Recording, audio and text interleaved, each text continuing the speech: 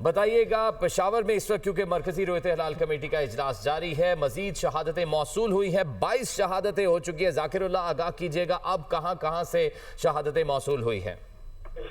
جی بالکل، مرکزی رویت ہلال کمیٹی کا اجلاس پشاور میں جاری ہے، جبکہ یہاں پہ شہادتیں موصول ہونے کا سلسلہ بھی جاری ہے۔ خیبر پختونخوا کے مختلف اضلاع سے یہاں پہ شہادتیں موصول ہو رہی ہے، جبکہ پہلے 5 شہادتیں جو ہے وہ اپرزیر سے شروع ہوئی تھی، وقت سے شہادتیں موصول ہوئی، شہادتوں کا سلسلہ شروع کا موصول ہوئے ہیں، جبکہ مختلف علاقوں سے موصول ہو طور پر محکمہ اوقاف کے مطابق 22 شہادتیں ابھی تک موصول ہو چکی ہیں، لیکن یہاں پہ اجلاس ابھی بھی جاری ہے۔ مزید اضلاع کے جو زونل کمیٹیاں ہیں ان سے بھی شہادتیں موصول ہونے کے لیے انتظار کیا جا رہا ہے کہ مزید اضلاع سے یہاں پہ شہادتیں موصول ہو جائے۔ یہاں پہ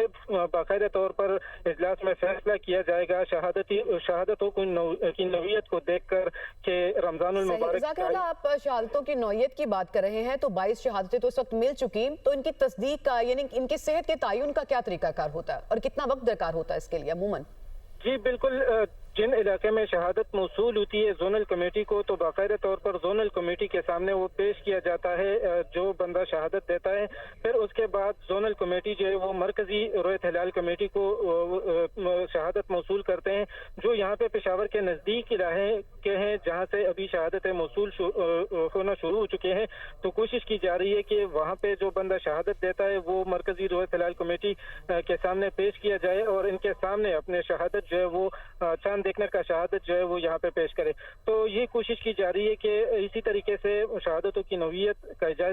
جائزہ لیا جائے اور پھر اس کے بعد فیصلہ کیا جائے کہ پہلے رمضان المبارک کا اعلان کیا جائے یا نہیں کیا جائے۔ تو ابھی اس کا انتظار کیا جا رہا ہے کہ مختلف علاقوں سے تو ابھی کال شروع ہو چکی ہے زونل کمیٹیوں کی جانب سے کہ وہاں پہ شہادتیں موصول ہونا شروع ہو چکی ہے،